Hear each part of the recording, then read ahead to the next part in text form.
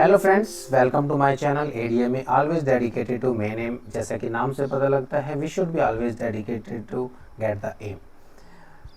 इस चैनल पर हम बात करेंगे बीएड से जुड़ी जानकारी के बारे में और अलग अलग डिफरेंट सब्जेक्ट्स के बारे में कि कैसे तैयारी करनी चाहिए, क्या हमारी प्रिपेयरिंग स्ट्रेटजी होनी चाहिए, किस तरह से हम अच्छे मार्क्स को प्राप्त कर सकते हैं। मैं अपने बारे में बता दूं, मेरा नाम दीपक राणा है। क्वालिफिकेशन की बात करें तो मैं ट्रिपल पोस्ट ग्रेजुएट हूँ history, public administration and IT में। टीचिंग एक्सपीरियंस की बात करें तो पिछले 8 से 10 सालों से मैं पढ़ाते आ रहा हूँ। बस फ़र्क यही है कि मैं ऑफलाइन टीचिंग ज़्यादा कराता हूँ। शुरू करते हैं आज कंटेम्प्रेरी इंडियन एजुकेशन का पार्ट 1। इसमें हम केवल इस वीडियो में हम वैदिक पीरियड के टाइम पे क्या क्या एजुकेशन होती थी उसके बारे में जानकारी देंगे। उसके अलावा सब्सिक्वेंट वीडियोस आती रहेंगी जिसमें बुद्धिस्ट और जो मेडिवल में है उसमें किस तरह की एजुकेशन थी एंड मॉडर्न में किस तरह की एजुकेशन थी। मॉडर्न के हम 2 भागों में डिवाइड करेंगे कि before independence and after independence. तो अल्टीमेटली इस पूरी यूनिट में हम एजुकेशन सिस्टम की बात करते हैं कि एजुकेशन कैसे रही, क्या क्या एजुकेशन में रिफॉर्म्स हुए। बहुत सिंपल यूनिट है, अगर आप ध्यान से सुनेंगे और ध्यान से समझेंगे, टू द पॉइंट बात करते हैं कि इस यूनिट में ऐसा कुछ भी नहीं है कि जो आपकी समझ में ना आए और जिसको आप ना लिख सको। बहुत अच्छे से आप शुरू करते हैं। वैदिक पीरियड को अल्टीमेटली हम 2 भागों में डिवाइड करते हैं, एक 2500 से 1000 तक और एक 1000 से 500 तक, जिसको हम लेटर वैदिक पीरियड भी बोलते हैं। पहले वैदिक पीरियड की बात करें जिसमें हम बात करते हैं जो टोटली डिपेंड है, बेसिकली अल्टीमेटली पूरा जो वैदिक पीरियड है डिपेंड है ऋग्वेद, यजुर्वेद, सामवेद, अथर्ववेद, इन सभी के अंदर से जो हमें शिक्षा प्राप्त होती है उसमें से उस शिक्षा को हमने किस तरह से अपने जीवन में ज्ञान के स्रोत में पाया है वो अल्टीमेटली हम इस यूनिट में देखते हैं। वेदों का शाब्दिक अर्थ, अगर मैं बात करूं कि वेदों का शाब्दिक अर्थ ही ज्ञान है और जानना शब्द भी ज्ञान से ही उत्पन्न हुआ है। तो वैदिक काल में शिक्षा ऋग्वेद पर आधारित था। उत्तर वैदिक में क्या क्या आ गए थे हमारे पास में, आपने शुरुआत से सुनते आ रहे हैं आप, वेद, वेदांग, उपनिषद, ये सब उनके पार्ट आ गए थे जो लेटर वैदिक पीरियड में शुरू हुए थे। अब हम बात करते हैं स्ट्रक्चर कैसी थी। स्ट्रक्चर कोई भी आप किसी भी समय बात कर लीजिए, अगर आप स्ट्रक्चर ऑफ एजुकेशन की बात करते हैं आज के युग में रिलेवेंसी देख लीजिए आप, और चाहे आप वैदिक पीरियड को देखो या मॉडर्न पीरियड को देखो या आप मेडिवल पीरियड को देखो, बुद्धिस्ट पीरियड को, कैसे भी देखो, ये आपका बेसिक होना चाहिए कि जो पैटर्न है एजुकेशन का वो primary education, middle education and higher education है। बट अब हम बात करते हैं कि पुराने समय में, प्राचीन काल में जो थी वो प्राथमिक शिक्षा थी और उच्च शिक्षा। प्राथमिक शिक्षा को अगर हम बात करते हैं तो विद्या आरंभ संस्कार बोला जाता था और उच्च शिक्षा को हम गुरुकुल में प्रवेश करने के लिए जाते थे, जिसमें हम उपनयन संस्कार को प्रयोग में लेके आते थे। अब हम बात करते हैं, ये एक नंबर में वेरी शॉर्ट आंसर जो आते हैं 2-2 मार्क्स की, उसमें डायरेक्ट क्वेश्चन पूछ लिया जाता है कि उपनयन संस्कार क्या था, विद्या आरंभ संस्कार क्या था। ठीक है। शिक्षा का अर्थ की बात करें तो हम शिक्षा का अर्थ होता है बेसिकली विद्या आरंभ करना, ज्ञान प्राप्त करना। और किन किन विषयों का ज्ञान प्राप्त करना, अगर आए देखो शिक्षा का अर्थ आएगा आपके पास, क्वेश्चन किस तरह का आएगा कि प्राचीन काल में शिक्षा का अर्थ को समझाइए। ये क्वेश्चन आपका आना ही आना, किसी भी यूनिट के पहली यूनिट का फर्स्ट क्वेश्चन आप हमेशा याद करके जाइए। क्या आप 2022 में 2023 के सभी एग्जाम्स को देख सकते हैं कि ये क्वेश्चन इस बार भी था कि what is the meaning of education and ancient time पे आप एजुकेशन के बारे में बताइए। इस तरह से ये क्वेश्चंस आते रहते हैं। या फिर आएगा मीनिंग ऑफ एजुकेशन बताएं, आप उसके साथ में बुद्धिस्ट पीरियड के एजुकेशन के बारे में बताएंगे। मीनिंग ऑफ एजुकेशन बताएं, उसके साथ में मेडिवल के बारे में, एजुकेशन के बारे में बताएंगे। तो इसमें से कुछ मल्टीपल क्वेश्चन आते रहेंगे, जैसे आते रहेंगे मैं आपको बताता रहूँगा कि ये क्वेश्चन इंपॉर्टेंट है। वैदिक काल में अगर हम बात करें, वैदिक काल की बात करें तो इसमें बेसिकली परिवार में विद्यारंभ संस्कार होता था, उसके बाद में गुरुकुल में भेज दिया जाता था जहाँ पे उपनयन संस्कार दिया जाता था और बच्चों को प्रशिक्षण दिया जाता था। इसी को शिक्षा कहा गया है। और यह शिक्षा का एक बेसिक, अगर जैसे नैरोर मीनिंग था, ब्रॉडर मीनिंग और बड़ा है और उसको भी आगे करा जाता है। गुरुकुल में जो शिक्षा जब बच्चे पूर्ण कर लेते थे तो उनके लिए, अभी अगर आप बात करते हैं, अगर आप कॉलेज में कोई भी एजुकेशन, आप ग्रेजुएशन पूरी करेंगे तो लास्ट में क्या होता है, कन्वोकेशन सेरेमनी। उस कन्वोकेशन सेरेमनी को पुराने समय पे क्या कहा जाता था, पुराने समय पे उसको दीक्षांत समारोह को उसको क्या कहा जाता था, समावर्तन संस्कार। क्या कहते थे उसको, समावर्तन संस्कार। कुछ हिंदी में मिस्टेक हो सकती है बिकॉज ये गूगल ट्रांसलेटर के थ्रू ही है, थोड़ा बहुत आप बियर कर सकते हैं, ज़्यादा नहीं, एक दो वर्ड को अगर मैं बात करूँ तो वो हो सकता है। उसके बाद में समावर्तन संस्कार के बाद में उसको स्व अध्ययन के लिए छोड़ देते थे। पहले क्या करते थे, उसको बच्चे को विद्यारंभ घर पे कराई, घर पे आपने देखा होगा कुछ पुरानी स्टोरीज में, टीवी वगैरह में देखा है, देखते हैं हम लोग क्या करते हैं, पुराने ज़माने में वो गुरु घर पे पढ़ाते थे, शिक्षा दीक्षा देते थे, उसके बाद में गुरुकुल भेज देते थे। जैसे ही गुरुकुल में भेजेंगे बच्चा पढ़ के आएगा, उसके बाद में गुरुकुल भेजने के बाद में जब बच्चा पढ़ के आ जाएगा, आने के बाद में उसको क्या करते थे, स्व अध्ययन के लिए, अगर इंटरेस्टेड है वो तो उसको स्व अध्ययन के लिए भेज देते थे। ठीक है, यहाँ पे एक बात है जो इसमें मैंने नहीं लिखी, बट आपको बता दूं मैं, किन किन वर्णों को विद्या ग्रहण करने का अनुमति थी। अगर हम देखा जाए, ब्राह्मण, क्षत्रिय और वैश्य वर्ण के बालकों के लिए उपनयन संस्कार होता था, बाकी शूद्र को ये संस्कार लेने का अधिकार नहीं था, उनका बहिष्कार किया जाता था, हीन दृष्टि से देखा जाता था। तो ये क्वेश्चन एक छोटे छोटे कि कौन कौन से वर्ण थे जिनको शिक्षा लेने का अधिकार था, ये चीज़ आप देख सकते हैं, छोटे छोटे क्वेश्चन हैं। देन अगर हम देखेंगे नेक्स्ट, अगर हम बात करते हैं शिक्षा के उद्देश्य, देखो सबसे पहले शिक्षा क्या है, किसी भी युग की बात करें हम, शिक्षा क्या है, उसके उद्देश्य क्या है, ठीक है, उसका करिकुलम क्या है, उसके बाद में उसकी मेरिट डीमेरिट क्या है, वुमेन एजुकेशन है कि नहीं है, ये सारी चीज़ों को हमें देखना, उसकी दिनचर्या, बच्चों के लिए जीवन संबंधी क्या क्या कानून है, ये सारी चीज़ें हमें देखनी है इसमें। तो डॉक्टर अल्तेकर ने क्या कहा, उन्होंने अपने वर्ड में बोला है कि infusion of a spirit of the parity and righteousness, values, formation of character, development of personality, व्यक्तित्व का निर्माण, नागरिक और सामाजिक मूल्यों का समावेश, ये सब शिक्षा है। सामाजिक दक्षता को बढ़ावा देना, राष्ट्रीय संस्कृति का संरक्षण और प्रसार प्राचीन भारतीय शिक्षा के मुख्य उद्देश्यों और आदर्श के रूप में उन्होंने बोला।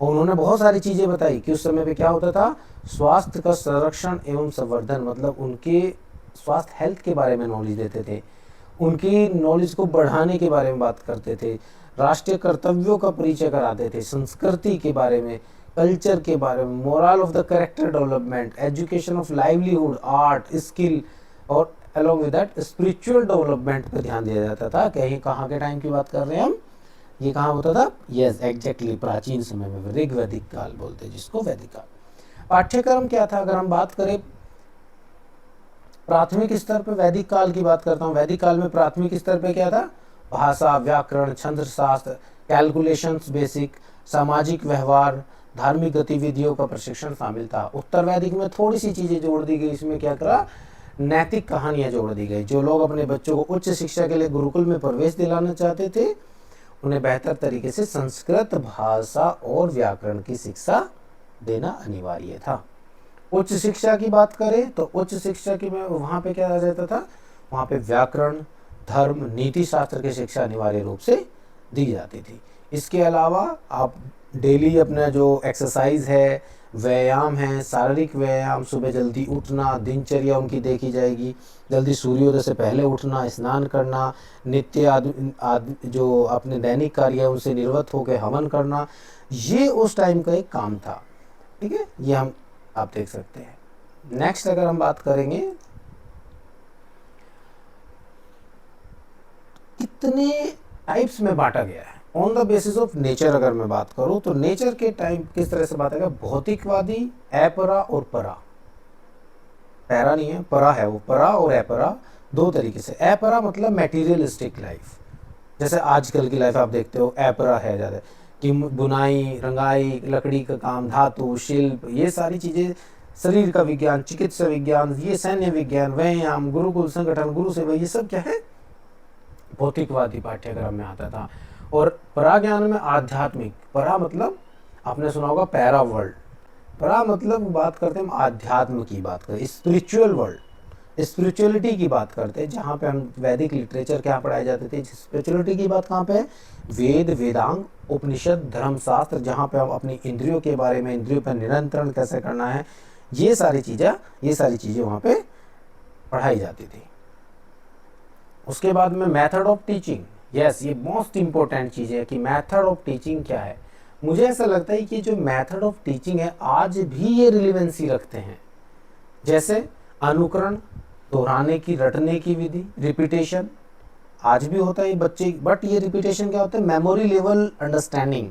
ये हम पढ़ेंगे 3 type of level of understanding. ये मेमोरी लेवल अंडरस्टैंडिंग पे काम होता है, जो प्राथमिक रूप से हम लोग प्राथमिक जिस स्तर पर बच्चों को कराते हैं दोहराने, जैसे 1 2 1 जा 2 3 1 जा 3, इस तरह बच्चों को रिपीटेशन कराते हैं, मेमोरी लेवल ऑफ अंडरस्टैंडिंग। उसके बाद में लेक्चर मेथड, आपको पता है, इलस्ट्रेशन मेथड, उसके बाद में आप demonstration method, question answer, logic, story telling. और अलग से अगर मैं बात करूं, शिक्षा का माध्यम क्या था उस समय पे, संस्कृत था। और बेसिकली जो देखा जाता था वहाँ पे मॉन्टेरेलियन सिस्टम था, मतलब निगरानी रखी जाती थी बच्चों की गुरुकुल में। गुरुकुल की बात कर रहे हैं, अनुशासन था वहाँ पे, उनकी आदतें, दिनचर्या, वेशभूषा, आचार एवं व्यवहार, गुरु शिष्य संबंध, छात्र के कर्तव्य क्या होते थे, ये सारी चीज़ें देखनी थी वहाँ पे। ये बच्चों को इनसे दूर रखना था कि भाई किन चीज़ों से, नशा, जुआ, हत्या, झूठ बोलना, चुगली करना, घमंड, सुगंध का उपयोग, नृत्य, संगीत, ये सारी चीज़ें से इनसे दूर रखना था, क्योंकि हमें उनको मानसिक एवं आध्यात्मिक नियंत्रण देना था, शारीरिक नियंत्रण। मानसिक नियंत्रण की बात करें तो चोरी नहीं करना, मन को मतलब अपने काबू में रखना, अहिंसा का पालन करना, चोरी न करना, प्रेम, नशे से दूर रहना, काम, क्रोध, लोभ से दूर रहना। आध्यात्मिक नियंत्रण किया जाता था, जहाँ पे अगर नाम से पता लग रहा, आध्यात्मिक मतलब आत्मा के स्वरूप को पहचानना, मेडिटेशन करना, इस तरह से मेडिटेट करना कि आप आराम से सिमिलर अपना आइडेंटिफाई करना in the form of soul, self control, spiritual control देना। ये आप चेक, ये वहाँ पे उसमें था, कहाँ पे, मानसिक और आध्यात्मिक नियंत्रण की बात करें। छात्रों के क्या कर्तव्य थे, श्री राय ने कहा है 2001 में कि गुरुकुल में रहने वाले छात्रों के क्या क्या कर्तव्य थे। एक छात्र को गुरु की सेवा करनी होती थी, मतलब गुरु उसके लिए भगवान के समान था। कोई भी काम करेगा उसके गुरु के लिए ये सारी चीजें, वो गुरु को, गुरु शिष्य संबंध जो था, गुरु की तन मन धन से सेवा करते थे, श्रद्धा, भक्ति, विनय का भाव रखते थे, मतलब गुरु की सेवा करना ही उनका धर्म था। गुरु को छात्रों को बौद्धिक तथा आध्यात्मिक पिता माना जाता था। अगर हम बात करें, विद्यार्थी को भिक्षा के लिए बाहर जाना पड़ता था, इसमें उदारता की भावना विकसित होती थी। अगला मैं देखूं, उनका मुख्य कर्तव्य अध्ययन करना था, उससे बहुत ही सहजता से गुरु के निर्देशों को सीखा, उसका पालन करते। इस प्रकार यह स्पष्ट होता है, इस तरह से ये पता लगता है कि गुरुकुल में रहते हुए उन्हें एक आदर्श छात्र का जीवन बिताया जाता था और बिताना चाहिए था। ये सब वहाँ पे ड्यूटीज ऑफ स्टूडेंट होती थी, शिष्य के कर्तव्य। अब जब शिष्य के कुछ कर्तव्य, गुरु शिष्य के संबंध और गुरु के भी कुछ कर्तव्य हो गए, तो गुरु के शिष्य की गुरु बहुत प्यार से देखते थे, उनको किसी भी तरह का कष्ट नहीं होना चाहिए, एकदम मतलब गुरुकुल की प्रणाली ऐसी होना चाहिए जैसे में कि शिक्षक को मतलब प्रतिष्ठा, मतलब जैसा आजकल देखते हैं ना बोर्डिंग हाउस में भेज देते। प्राचीन भारतीय शिक्षा का सबसे महत्वपूर्ण शिक्षा थी गुरुकुल शिक्षा। गुरु के गुण क्या होते थे, गुरु के गुण होते थे कि बच्चे के अंदर ज्ञान और आध्यात्मिक विकास के मामले में उनको हर तरह का गुण देना, सो दैट कि गुरुकुल ऑलवेज एम्फसाइज करता था कि religious spiritual development of their thoughts. तो कोई भी शिष्य होता था वो गुरु के कंटिन्यूअस, गुरु का काम था कंटिन्यूअस इंप्रूव करना उसकी क्वालिटी को, कि वो और बेहतर बना सके स्वयं को। और शिक्षक का ही उत्तरदायी था कि शिक्षार्थियों को परम सत्य की प्राप्ति के लिए सही मार्ग दिखाना है। यही अल्टीमेटली शिक्षा का उद्देश्य था, वहां पे गुरुओं का उद्देश्य था। मोस्ट इंपोर्टेंट क्वेश्चन है, प्राथमिक शिक्षा, प्रमुख शिक्षा केंद्र प्राचीन भारत में उनकी शैक्षणिक संस्थाएं क्या क्या थी। इस बार भी आया था, 2023 में आया था, 2022 में आया था, 2019 में नहीं है, और कोरोना के टाइम पे 19-20 में थोड़ा सा ये क्वेश्चन नहीं था, बट 18-17 में लगातार ये क्वेश्चन आ रहा। That is the most important, mark कर लीजिए।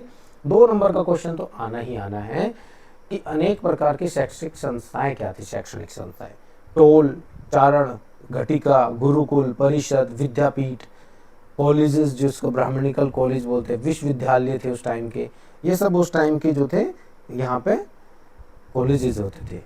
हाँ, इम्पोर्टेंट चीज़ें उस समय पे, प्राचीन समय पे महिला शिक्षा कैसी थी, महिलाएं शिक्षा कैसी थी। महिला शिक्षा की बात करें तो शुरुआत में शिक्षा की स्थिति जाति और लिंग के बावजूद सभी के लिए स्वतंत्र और सुलभ थी। बाद में ये सारी वर्ण के अनुसार हो गई। किसके अनुसार हो गई? बाद में ये सारी वर्ण के अनुसार हो गई। और लास्ट में जाते जाते कि जो उच्च परिवार की लड़कियां थी, लेटर वैदिक की बात करें तो वहां पे महिलाओं के लिए महिलाएं प्रवेश नहीं ले सकती थी रेगुलर बेसिस पे। सिर्फ जो हायर क्लास की लड़कियां थी, जो हायर क्लास की राजा महाराजाओं की जो पुत्रियां होती थी, वही चाहती थी, वही शिक्षा लेती थी और वही गुरुकुल में प्रवेश कर सकती थी। अगर हम बात करें इसमें, मतलब मैं एक सेंटेंस बोलना चाहूँ, डॉक्टर पीएन प्रभु के अनुसार लिखा था, उन्होंने स्त्री शिक्षा के बारे में लिखा था पीएन प्रभु ने, कि ऐसा प्रतीत होता है कि हिंदू शिक्षा योजना का निर्माण केवल भारत के पुत्रों के लिए किया गया है। इसमें पुत्रियों के लिए कोई स्थान नहीं था। मतलब इसको क्रिटिसाइज भी किया, लेटर वैदिक आते आते तो इसको बहुत क्रिटिसाइज किया गया है। धर्म का बहुत अधिक महत्व होता था। ठीक है, वैदिक शिक्षा के क्षेत्र, वैदिक शिक्षा के क्षेत्र क्या क्या थे, ये अलग से भी क्वेश्चन आ जाता है। मतलब एलोबरेट 5 मार्क्स में भी ये क्वेश्चन आ जाता है। अगर हम देखा जाए सेकंड, मतलब शॉर्ट क्वेश्चन में भी आ जाता है, कोई 2 क्षेत्र बताइए शिक्षा के। उसके बाद में ये वेरी शॉर्ट में भी आ जाता है। उसके बाद में ये डिटेल एक्सप्लेनेशन में क्वेश्चन आ सकता है कि इस वैदिक शिक्षा के क्षेत्रों के विषय में विस्तार पूर्वक वर्णन कीजिए। तो बहुत सिंपल है, सारे क्षेत्रों को आप देख लीजिए। मुक्त शिक्षा, जैसा कि आज फ्री में शिक्षा मिलती थी। अच्छे शिक्षण विधियों का विकास, सारी अच्छी शिक्षण विधि जो हमने अभी देखी थी, lecture method, memory, understanding level, व्याख्यान विधि, क्वेश्चन आंसर विधि, वो सारी अच्छे शिक्षण विधियों का होता था। शिक्षकों और छात्रों का अनुशासित जीवन होता था। इसको हम एक्सप्लेन कर सकते हैं कि शिक्षा और छात्रों का अनुशासित जीवन होता था। सुबह दिनचर्या के अनुसार वो सुबह जल्दी सूर्यास्त से पहले उठना पड़ता था, भोजन करना पड़ता, वो नहाना धोना करना पड़ता था, स्नान करने के बाद में हवन करना पड़ता था, भिक्षा लेने जाना पड़ता था, अनुशासित जीवन व्यतीत करते थे। व्यक्तित्व का विकास करना था, डेवलपमेंट ऑफ, किसका डेवलपमेंट? आपके कैरेक्टर का डेवलपमेंट था। कोई गलत नहीं था, नशे से दूर रहना है, क्रोध काम लोभ की भावना से दूर रहना है। आध्यात्म का विकास करना था, जिसमें आप स्पिरिचुअल डेवलपमेंट करना था। सांसारिक गतिविधियों के साथ साथ जीवन के लिए भी तैयार करना था उनको। मतलब उनको बताना था कि आपकी जीवन सांसारिक गतिविधियां जो जो आप जीवन निर्वहन करेंगे, उसके साथ साथ हम पे अपने जीवन के लिए भी तैयार रहिए। शिक्षक और छात्र के बीच में जो संबंध थे, वो गुरु और शिष्य के बीच में जो संबंध थे, वो मतलब पिता संबंध से संबंध होते थे, पिता के जैसे, जैसे पिता पुत्र में होते हैं। शिक्षक की स्थिति बहुत बहुत अच्छी थी। मतलब शिक्षक जो थे वो एकदम पूजे जाते थे उस समय पे। पाठ्यक्रम भी वाइड था, जिसको किस तरह की शिक्षा लेनी है, धार्मिक, व्यावसायिक शिक्षा सब इसमें होती थी। कि व्यावसायिक शिक्षा किस तरह, कौन कौन से भिन्न भिन्न वर्णों के लिए, भिन्न भिन्न व्यवसायों के लिए शिक्षा प्रदान की जाती थी। जैसे ब्राह्मणों के लिए अध्ययन अध्यापन, क्षत्रियों के लिए सैनिक, राजकार्य की शिक्षा दी जाती थी, सामाजिक कुशलता में उन्नति, ये सारी चीज़ें हमें देखना है। हेल्थ एजुकेशन थी कि भैया तुम्हें किस तरह से अपनी हेल्थ को मेंटेन करना है, हर तरीके से उसको तैयार करके रखना था। ये वैदिक शिक्षा के क्षेत्र अलग अलग थे। डीमेरिट क्या थी? मोस्ट इंपोर्टेंट क्वेश्चन है कि वैदिक शिक्षा हम इतना अच्छा बता रहे हैं कि भैया वैदिक शिक्षा इतनी अच्छी है, लेकिन उसके कुछ डीमेरिट थे। आपको क्या क्या डीमेरिट लगे? चलो छोड़ो, पीपीटी पे थोड़ा ध्यान देते हैं, एक सेकंड के लिए सोचते हैं कि भाई पुराने वैदिक काल में क्या क्या डीमेरिट थे। नहीं, कुछ समझ नहीं आ रहा। जो आपको मेरिट है उसमें से थोड़ा सा रिलेवेंसी हटा दीजिए, रिलेवेंसी थोड़ा सा आज के ज़माने में रख दीजिए। दूसरे धर्म जाति विशेष के नाम से सोचिए इसमें क्या क्या कमियां थी। सबसे पहले तो वो अगर देखा जाए तो वो धर्म निरपेक्ष विषयों पर आधारित थी। नेग्लेक्ट ऑफ सेकुलर सब्जेक्ट, सबसे ज़्यादा बेसिकली धर्म को देखती थी। धर्म निरपेक्ष विषयों की सीमा की अपेक्षा की हुई है उसमें। निर्देशना में कठोरता थी, डिसिप्लिन पूरा टाइट था। मतलब इसी को उन्होंने देखा गया कि थोड़ा सा इसको उन्होंने रख दिया कि हाँ, शिक्षा राज्य की जिम्मेदारी नहीं थी। किसकी जिम्मेदारी थी? गुरुकुल की जिम्मेदारी थी। अनुशासन बहुत सख्त था।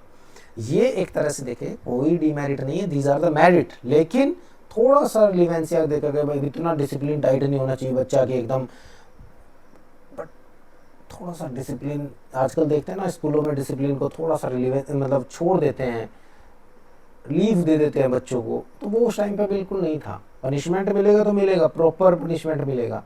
छात्रों को आत्म अभिव्यक्ति की प्रोत्साहित नहीं दिया जाता था।